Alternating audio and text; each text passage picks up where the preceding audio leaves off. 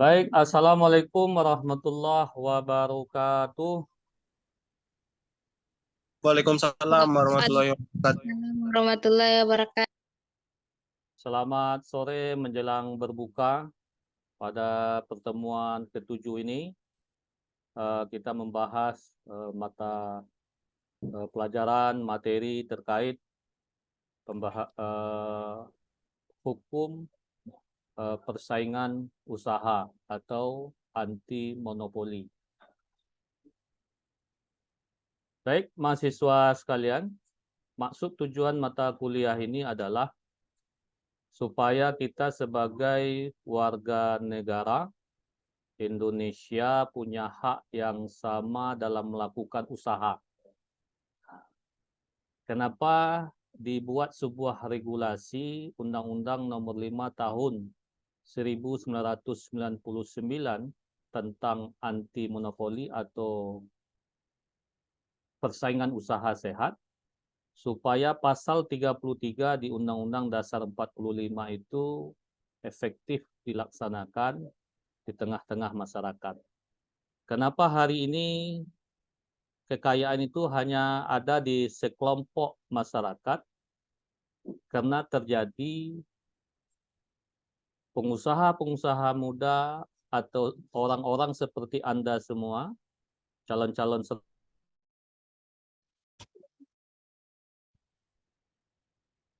Baik, mahasiswa semua, kedengaran suara saya? Dengar, Halo? Pak. Dengar ya. Maklumlah, Indonesia ini sinyalnya agak kurang stabil ya. Kita ulangi. Kita sebagai mahasiswa yang fokus untuk melihat perkembangan sosial.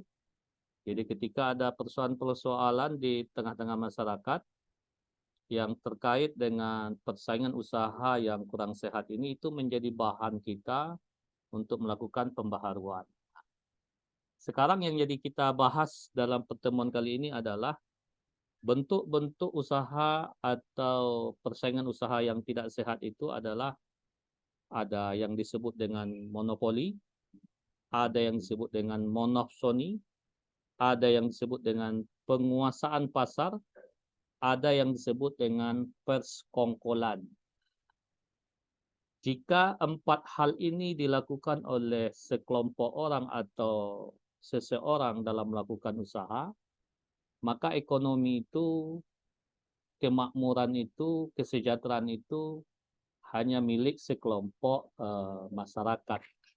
Maka Undang-Undang Nomor 5 Tahun 1999 itu sesuai amanat Undang-Undang Dasar 45 Pasal 33, tidak ada boleh terjadi monopoli. Lagi-lagi saya ingatkan kepada mahasiswa, undang-undang apapun bentuknya peraturan perundang-undangan itu hanya tulisan. Sifatnya pasif. Ya kan? Misalnya Muhammad Albiyasin sebagai ketua kelas membuat maklumat pengumuman di WA. Pengumuman di WA itu sifatnya pasif. Nah, dia bisa aktif karena ada penegakan hukum. Misalnya maklumatnya disampaikan kepada seluruh mahasiswa, hari ini kita kuliah. Itu pasif. Nah, jika Anda tidak kuliah, maka Anda dianggap tidak hadir. Nah, berarti peran dosen di situ benar-benar menegakkan mereka yang tidak hadir benar-benar dianggap absen. Nah, itu penegakan. Jadi sebuah tulisan regulasi hukum itu yang sifatnya pasif, dia menjadi efektif kalau ditegakkan. Siapa yang boleh menegakkan hukum di Indonesia ini? Tentu penegak hukum yang diberikan oleh undang-undang. Siapa dia? Di antaranya hakim, ya, di antaranya polisi, di antaranya kejaksaan, di antaranya advokat, di antaranya Departemen atau Kementerian Hukum dan HAM, yaitu Lapas, Bea Cukai, dan seterusnya. Kalau undang-undang itu hanya sebagai undang-undang, dia hanya tulisan. tidak efektif. Maka Undang-Undang Nomor 5 tahun 1999 itu supaya efektif, supaya tidak terjadi monopoli di tengah-tengah masyarakat, supaya tidak terjadi monopsoni di tengah-tengah masyarakat, supaya tidak terjadi penguasaan pasar di tengah-tengah masyarakat, supaya tidak terjadi persekongkolan, maka Undang-Undang Nomor 5 itu mengamanatkan berdirinya Komisi Pengawas Persaingan Usaha atau yang dikenal dengan KPPU. Anda calon sarjana hukum, mahasiswa-mahasiswa yang hadir hari ini, itu sebetulnya lapangan kerja. Jadi mahasiswa calon sarjana hukum nih jangan khawatir tentang lapangan kerja. Di samping ada lapangan-lapangan formal seperti kejaksaan, polisi, kehakiman, pengacara, ada banyak komisi negara yang patut Anda isi. Tetapi sebelum Anda masuk di KPPU, Anda harus mengerti apa fungsi dari KPPU tadi. Di antaranya adalah mengawasi supaya tidak terjadi monopoli. Apa yang dimaksud monopoli tadi? Monopoli dan persaingan usaha tidak sehat diatur dalam pasal 17 sampai pasal 24 di Undang-Undang Nomor 5 tahun 1999. Bentuk kegiatan yang dilarang tadi yaitu monopoli. Sekarang monopoli itu apa? Monopoli itu serangkaian perilaku para usaha yang dilarang, yaitu melakukan penguasaan. Jadi kalau kita udah bicara perusahaan usaha itu, berarti kita bicara tentang produksi, bicara tentang pemasaran, bicara tentang barang, bicara tentang jasa. Nah, jadi kalau udah bicara bisnis ya, Asmi Setiadi, ya nak, itu tidak lepas kita membahas tentang produk. Kalau bicara bisnis nggak ada produk, bicara apa kita kan? Jadi kalau udah bicara bisnis, mau tidak mau kita bicara produk, sesuatu yang bisa dijual. Nah, jadi pelaku usaha dilarang melakukan pengusahaan atas produksi dan atau pemasaran barang dan atau jasa yang dapat mengakibatkan terjadinya praktek monopoli dan atau persaingan usaha tidak sehat dari hulu ke hilir atau sebaliknya dari hilir ke hulu. Barang dan atau jasa yang bersangkutan belum ada substansi atau sesuatu yang ketika barang itu tidak diambil atau tidak dijadikan suatu bagian, maka barang itu tidak bisa diciptakan. Misal ada wiyah nih, misalnya punya usaha karena mau hari raya nih buat kue bolu, ya kan? Kue bolu itu kan syarat dengan telur atau apa namanya margarin. Apa itu margarin itu? Masalahnya apa itu? Mentega, Pak. Mentega. Inilah kalau ada ibu-ibu yang bicara lebih pas. Saya tak ingat. Mentega. Ketawa si Afdan. Jadi misalnya ada wiyah mau buat kue bolu, telur ada, penuh gudang dengan telur. Tepung ada, tapi mentega tak ada. Bisa nggak kue bolu tuh dibuat tanpa ada mentega? Jadi banyak pengusaha-pengusaha yang berhubungan dengan mentega sengaja tidak menjual atau menahan mentega tadi kepada pengusaha bolu. Dalam hal ini ada wiyah. Ini monopoli namanya, Pak.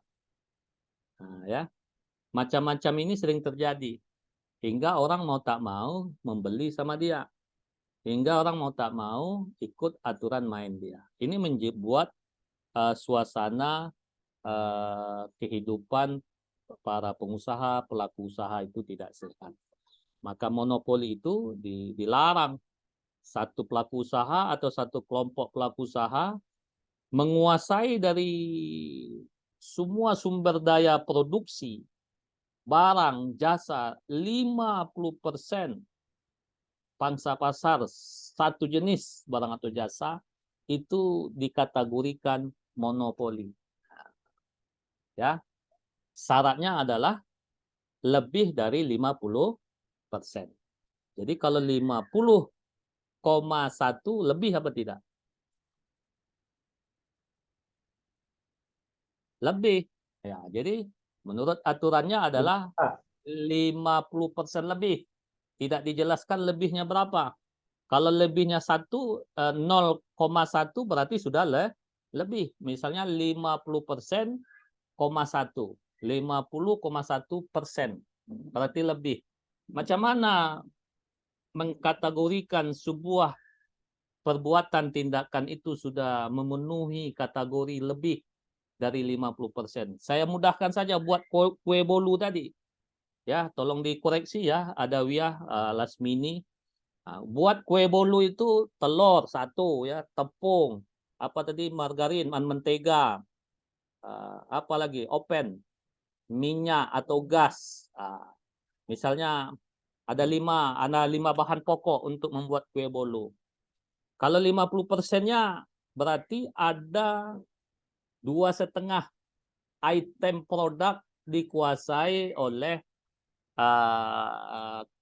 orang tertentu, kelompok tertentu. Margarin dia pegang, telur dia pegang, gas setengah lebih kios dia kuasai. Ini bentuk-bentuk monopoli.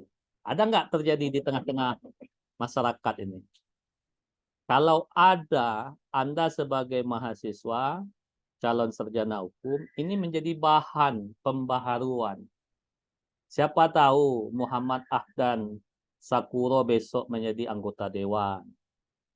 Siapa tahu besok Ayu Lestari menjadi bupati atau menteri yang mempunyai kesempatan untuk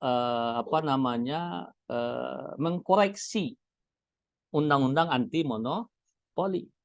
Ya, kain yang anggap sepele ya, produk kain dia bisa buat baju berbagai macam bentuk, itu dikuasai oleh sekelompok orang, itu cukup berbahaya. Dia yang buat kainnya, dia yang menjual, ya, dia yang memasarkan, merek terserah Anda, tetapi bahan kain dari dia. Ini membuat monopoli itu terjadi. Apalagi yang dilarang setelah monopoli adalah monopsoni. Pernah dengar kata-kata monopsoni? Ayu Belum, Pak. belum. Monopsoni ini lawan kata dari monopoli. Ya, jadi ini tambahan kosakata ya, Muhammad Albi Yasin. Nampaknya bisa jadi lagu nih, karena saya lihat ada gitar di belakangnya. Ini nampaknya suka musik. Ya, monopsoni ini, Anda sebagai calon sarjana hukum harus familiar dengan kata-kata monopsoni. Kebalikan dari monopoli. Monopsoni ini pelaku usaha dilarang menguasai penerimaan pasokan atau menjadi pembeli tunggal. Kalau monopoli, dia menguasai produksinya. Kalau monopsoni, dia menguasai sebagai pembeli. Ya, saya ulangi, monopsoni itu adalah pelaku usaha dilarang menguasai penerimaan pasokan atau menjadi pembeli tunggal atas barang dan atau jasa dalam pasar bersangkutan yang dapat mengakibatkan terjadinya praktek monopoli. Ujung-ujungnya dia monopoli, tapi dalam bentuk sebagai pembeli, sebagai pemasok. Nanti kalau ada pertanyaan dalam ujian, apa bedanya monopoli dan monopsoni? Terletak dari yang satu memproduksi, yang satu memasok. Bisa dipahami? Nah, baik monopoli maupun monopsoni dalam Undang-Undang Nomor 5 Tahun 1999 dari pasal 17 sampai pasal 24 itu dilarang. Kenapa? Karena itu menciptakan suasana tidak sehat, suasana yang produktif menjadi mandul, suasana produktif menjadi tidak berkembang. Tentu kawan-kawan mahasiswa sebagai usia produktif, usia Anda ini kan usia produktif, itu jadi terhambat karena adanya monopoli. Misalnya ringannya saja, di kampus Anda, di sekitarnya, pengamen hanya boleh orang kampung umpamanya. Ini masalah ngamen aja nih. Pengamen hanya bisa orang kampung. Nah, kira-kira kayak Yasin yang punya bakat bernyanyi, jadi berkembang tidak? Kadang orang ngamen itu kan bukan karena cari duit, tapi karena mau mengembangkan bakat. Atau penguasaan lahan parkir. Nah, pernah dengar nggak satu lokasi, satu wilayah, lahan parkir ini dikuasai oleh organisasi tertentu. Nah, padahal tadinya petugas-petugas parkir itu bisa diberdayakan masyarakat di sekitarnya. Tetapi belakangan ini menjadi sesuatu hal monopoli dalam suatu organisasi. Itu monopoli. Tapi kalau monopsoni, misal dari Sumatera Barat mau memasok beras, seharusnya dia boleh saja memasok barang kemana saja. Tetapi karena ada sekelompok orang, barang beras ini tidak boleh dipasok selain di tempat dia. Kalau tidak dipasok di tempat dia, maka barang ini tidak boleh masuk. Nah, itu beda monopsoni dan monopoli. Terus penguasaan pasar.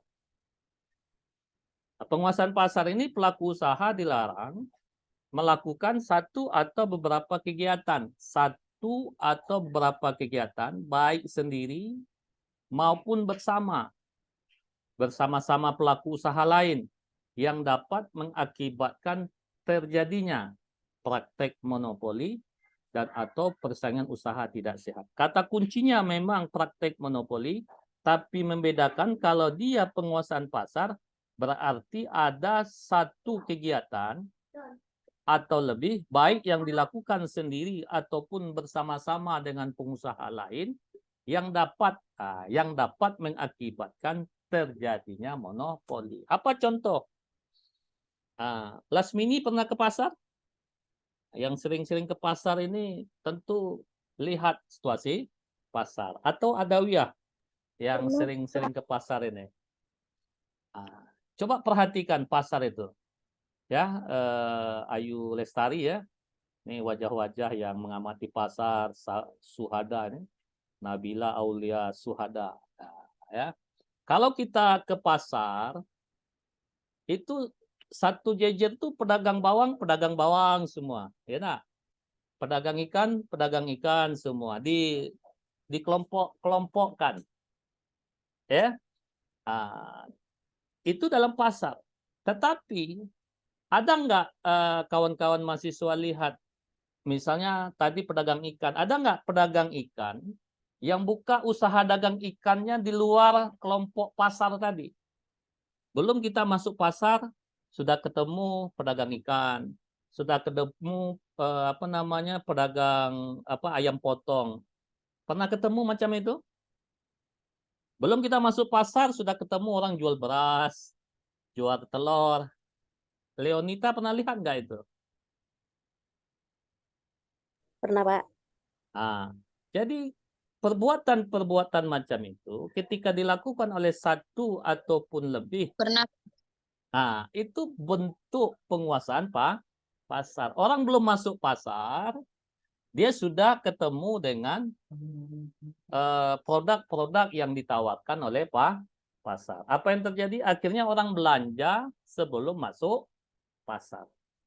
Itu contoh kecil. Atau penguasaan pasar yang lain adalah ayam potong itu tidak bisa masuk ke lingkungan pasar kalau tidak dijual di pasar ini. Nah, jadi ketika orang mau mencari ayam, adanya hanya di pasar A. Nah, itu. Nah, ya. Kalau kita di Riau, Lopek Bugi itu carinya di mana? Pernah dengar Lopek Bugi? Nggak ada ya? Nggak dengar ya? Atau Pak, Kampar. iya, Lopek Bugi itu menjelang ke Kampar dekat jembatan itu ada. Orang mau tak mau mencari Lopek Bugi harus jalan arah ke Kampar. Kenapa ini tidak boleh dijual di tempat lain? Nah, ini contoh ya, belum tentu itu yang terjadi, tapi ini contoh. Bisa jadi ada penguasaan pasar. Yang terakhir, karena nanti ada sesi tanya jawab, yang terakhir adalah persekongkolan. Kalau Alda mendengar persekongkolan ini maknanya apa? Sakuro? Apa Alda? Ternyata di dunia perusahaan tuh ada juga persekongkolan ya. Ya, Sakuro ya. Persekongkolan dalam persaingan usaha tidak sehat ini maksudnya pelaku usaha dengan pihak lain mengatur atau menentukan pemenang tender. Ini kaitannya dengan tender, pengadaan barang dan jasa. Nanti pengadaan bis, pengadaan mobil listrik. Di Riau sudah ada tuh pejabat-pejabat menggunakan mobil listrik. Harganya lumayan lah untuk buat aspal jalan UIN kan, buat aspal jalan Persada Bunda, buat aspal jalan kampus Universitas Riau, buat kampus, buat beasiswa, mahasiswa-mahasiswa yang kosnya bermasalah, bisa dibantulah sebetulnya. Tapi pengadaan tendernya itu ada persekongkolan, sudah diatur siapa pemenangnya hingga mengakibatkan terjadinya persaingan usaha tidak sehat. Jadi persekongkolan itu lebih kepada tender pengadaan barang dan jasa. Sudah dengar Gubernur Riau sekarang memiliki mobil listrik, mobil dinas listrik, tidak pakai minyak lagi, ya. Jadi Alia Turahma kalau mau naik mobil tanpa minyak BBM, dekat-dekat lah sama gubernur, ya kan, biar bisa naik mobil listrik. Ya, di Riau sudah pakai mobil listrik. Ada Wia nih senyum-senyum dia, ya. Kalau ada Wia juga mau naik mobil hemat bahan bakar, nggak pakai minyak, dekat-dekat lah sama wakil gubernur kan. Mobil tuh sudah terparkir di kantor gubernur. Bisa bilang tuh sama Bapak Gubernur, sama Bapak Wakil Gubernur, Pak, perhatikanlah jalan kampus kami, perhatikanlah nasib-nasib mahasiswa, supaya kami sarjana ini segera. Gitu ya. Ini pembahasan kita terkait anti monopoli dalam berusaha sesuai amanat pasal 33 Undang-Undang Dasar 45. Jadi persaingan usaha tidak sehat itu mau tidak mau memang harus kita jalankan. Kalau ada mahasiswa yang mau bertanya, kita buka sesi diskusi, sesi pertanyaan. Lasmini bertanya, nampaknya melawan puasanya nih. Ada yang tidak puasa? Ini pertemuan terakhir ya, menjelang kita hari raya. Ada Wia mau pulang? Coba siapa yang mau bertanya nih? Izin Pak. Oh ya. Pak. Satu-satu dulu. Popma ya. DPW 1 Popma. Silahkan. Izin Pak, saya Dilal Diansa ingin bertanya tentang apa yang Bapak bahas tentang pemerintahan tadi. Ya. Saya bertanya, kenapa pemerintahan atau peraturan perundang-undangan ini mengatur pengusaha dalam melakukan usaha gitu, Pak? Ya, yang pertama harus kita sampaikan semua orang berhak melakukan usaha. Ya, itu kata kuncinya ya. Siapapun boleh melakukan usaha apapun selagi tidak dilarang. Oke. Yang kedua, karena semua orang boleh melakukan usaha, jangan lupa karena semua orang juga punya hak untuk sejahtera. Ya kan, sesuai amanat dari Undang-Undang Dasar 45 dalam pembukaan dasar mensejahterakan kehidupan bangsa dan bernegara. Jadi Alda, Lasmini, Abi Yasin, Ardiansa, itu semua rakyat Indonesia punya hak untuk sejahtera.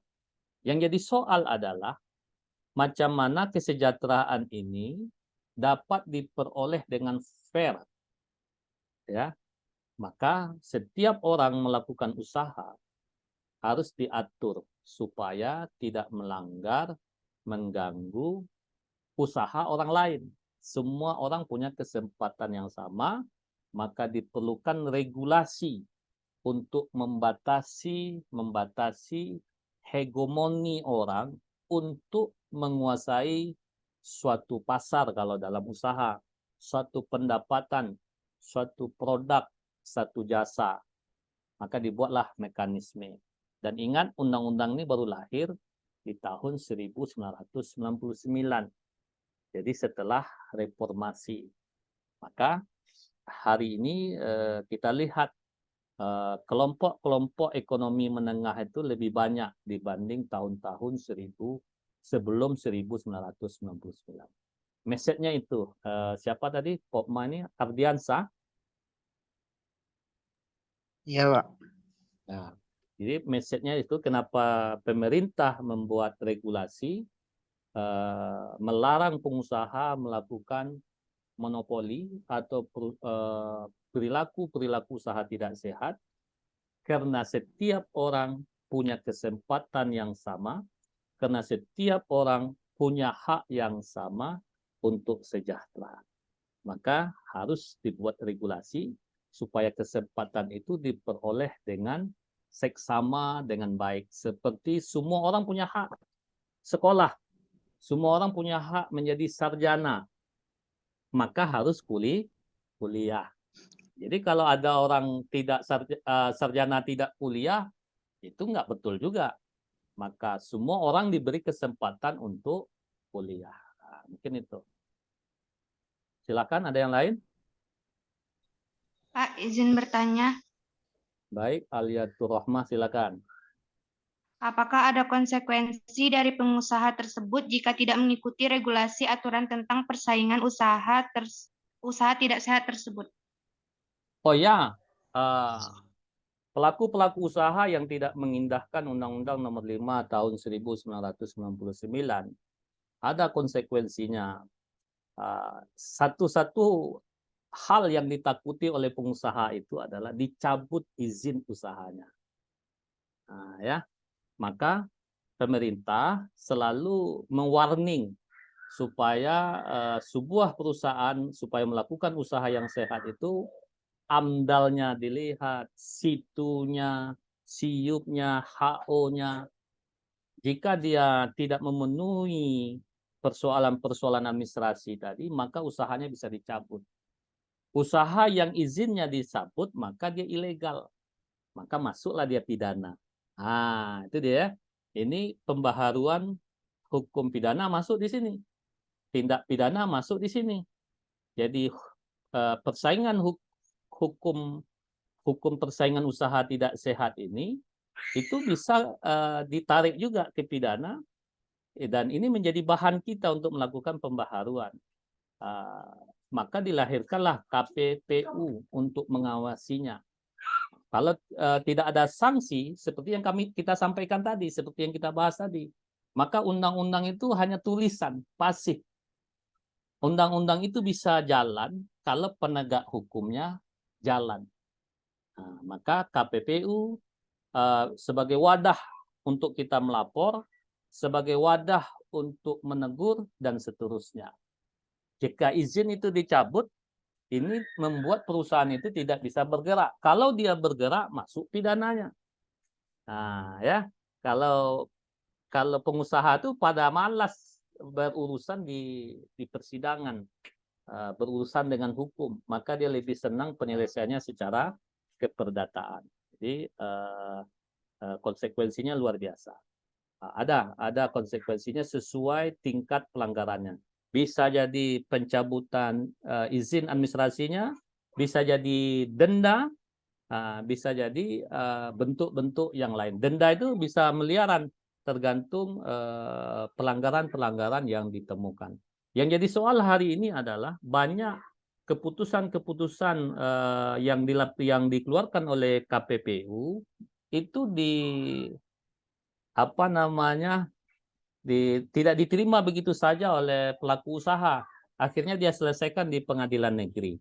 Ini yang harus kita perbaharui dalam undang-undang ini.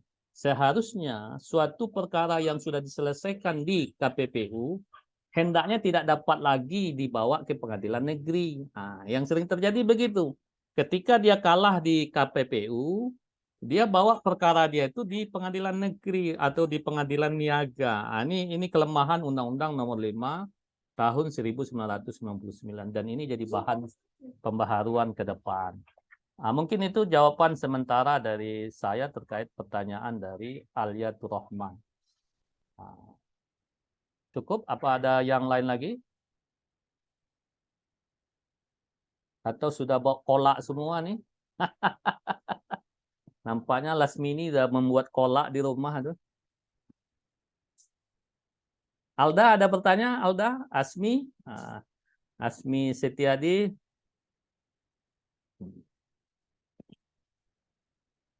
Nggak ada? Kalau tidak ada, kita. Izin, Pak. Ya, silakan, Asmi, ya. Saya Asmi, Pak, ingin bertanya. Aduh. Perbuatan monopoli ini dilarang kan, Pak? Jadi bagaimana kami ini sebagai calon sarjana hukum ataupun mahasiswa untuk mengurangi atau mencegahnya perilaku monopoli yang ada di lingkungan sekitar ini, Pak? Gitu. Baik. Ini berat juga jawabannya nih ya. Gimana tuh jawabannya Ayu Lestari ya? Aduh. Ini pertanyaan sebagai mahasiswa nih. Kalau kita sebagai mahasiswa, Pak, macam mana mengetahui suatu perbuatan itu sudah monopoli atau tidak?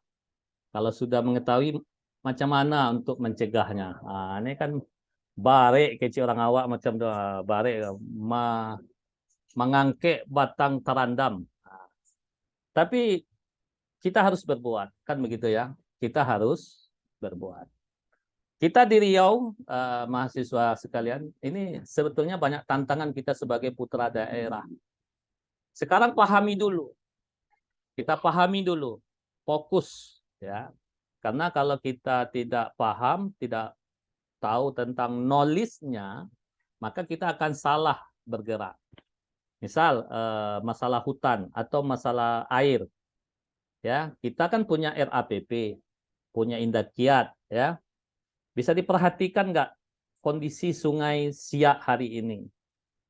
Nah, kita harus punya data tentang sungai, AMDAL dan seterusnya. Kita harus punya data tentang Indakiat, tentang kertas, ya kan? Apakah selain PT Indakiat dan RAPP itu ada nggak pabrik kertas lainnya? Mulai dari bahan kertas, yaitu batang pohon. Pernah lihat kebun RAPP? Sekali 3 tahun udah ditebang tuh. Yang punya kebun kan RAPP kan? Kita punya data dari sekian butuh kertas RAPP itu berapa batang. Sekian batang tuh siapa yang menyuplai? Itu pertama ya. Bahan bakunya yaitu kayu. Terus kayu itu dibawakan dari kebun, dipotong, dan ditaruh di truk. Siapa yang motong? Siapa yang punya truk? Siapa yang supir? Ingat, Asmi, kata rumusnya kan 50% lebih. Nah, truk tadi, kayu tadi dibawa ke pabrik. Nah, ya, siapa yang beli, siapa yang menimbang, itu dilihat. Maka kita butuh tim.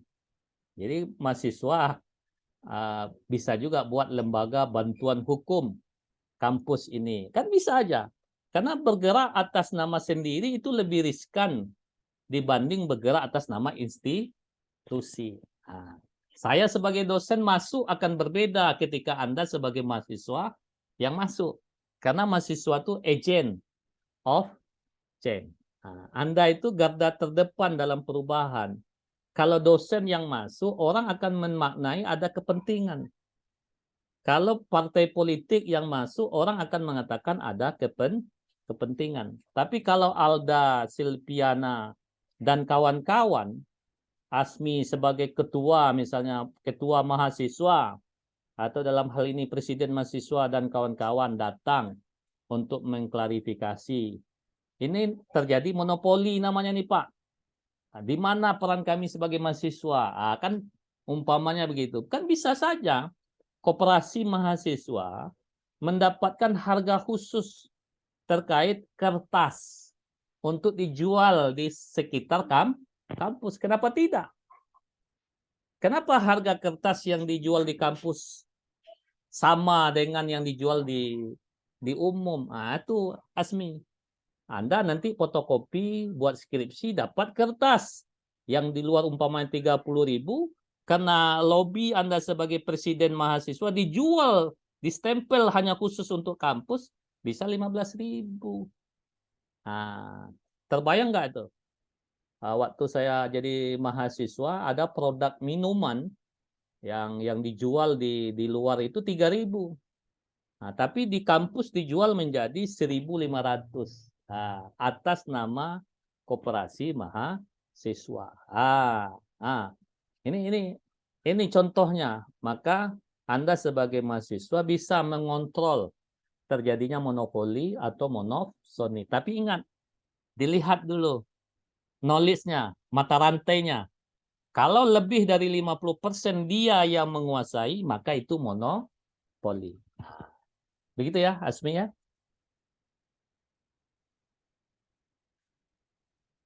Mungkin itu dulu karena jatah dari Zoom meeting ini hanya 40 menit. Kok nak mati sendiri dia. Terima kasih atas perhatiannya. Mohon maaf.